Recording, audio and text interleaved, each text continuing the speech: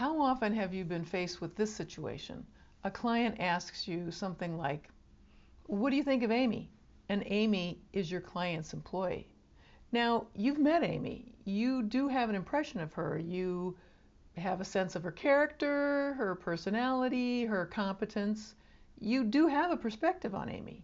Another scenario is if your client's boss asks you, "How's Joe doing?" And Joe is your client and Joe is their employee. Do you say something? Do you respond with feedback or assessment or an evaluation in either one of these situations? This issue could live in a couple different passages of the Systemic Executive Coach Roadmap, but this principle is so strong and so necessary that I want to emphasize it by placing it here in the principles passage. And that principle is, do not do the boss's job for them. When it comes to evaluating employees, there needs to be a bright red line between you, your client, and your client's employees, and you, your client, and your client's boss. And you never cross that red line. Because if you do, you are giving them evaluative information that they can act on, that they did not collect on their own. That's what I mean by doing the boss's job for them. And how fair is that? If a boss makes a decision about an employee, good or bad, promotion or firing, weighted heavily by my perspective of them, then the boss, that employee, and the organization are living out the consequences of a perspective that's coming from someone, me, the coach, who is temporary in the system.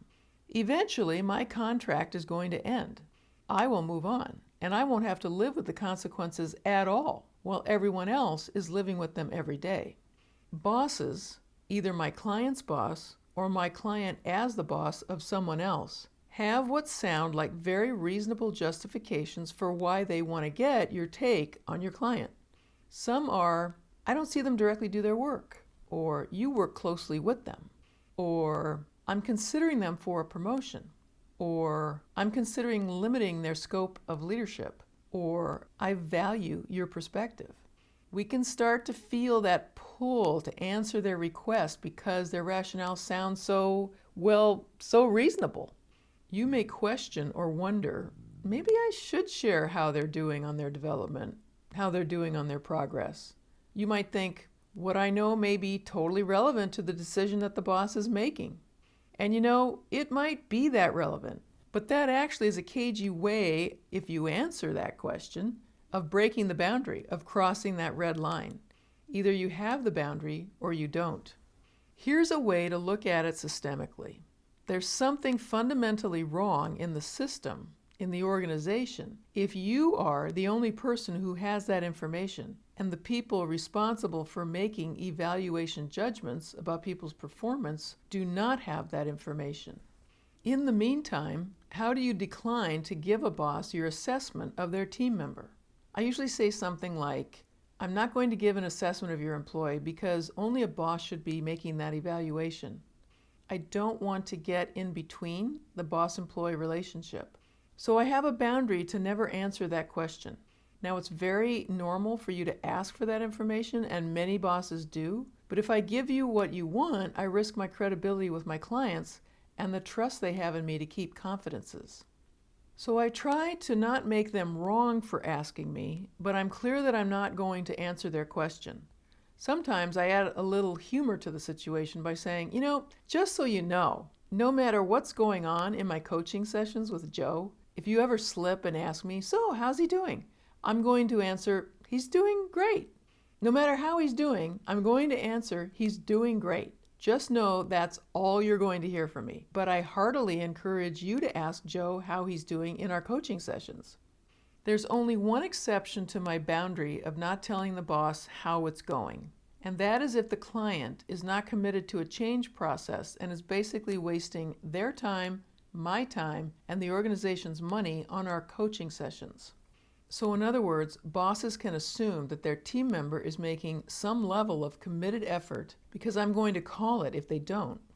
If, for a variety of reasons, I can tell that the client is not committed and we've talked about it, then that's the only time I initiate a conversation with the boss about their team members' coaching sessions.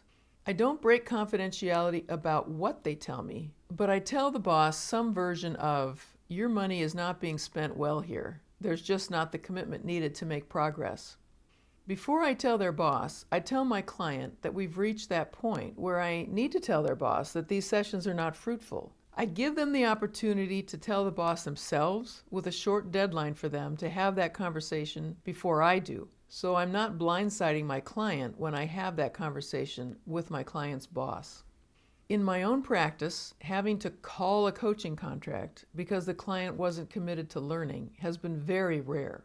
In fact, it's only happened once. And the beauty of it was that because I had this sequence of actions, when I told my client that she had a certain amount of time to tell her boss before I did, she up and quit, which actually was a good outcome because it turned out she was not committed to doing what was required of her in the position she had, and the organization was limping along because of it. Who knows how much longer she, her boss, and the organization would have continued to limp along if I didn't have that limit about what to do if or when clients are not committed to the coaching work. But this is, like I said, a rare occurrence. 99% of the time, the leaders I work with are making progress and they're challenging themselves. And because I have this bright red line between me and evaluating my clients or evaluating my clients' employees, then we're not dealing with palace intrigue, we're not dealing with plummeting trust, and we're not dealing with shortcut evaluations. Instead, we can take a stand for building resilience in our clients' systems. So it would be resilience in our clients and in our clients' bosses to really develop their own ability to do the kind of evaluations they need to be doing in their organization. Make sure to check out another RevitaLab video that's a really good companion to this one on how to help leaders evaluate performance when they don't directly see their work.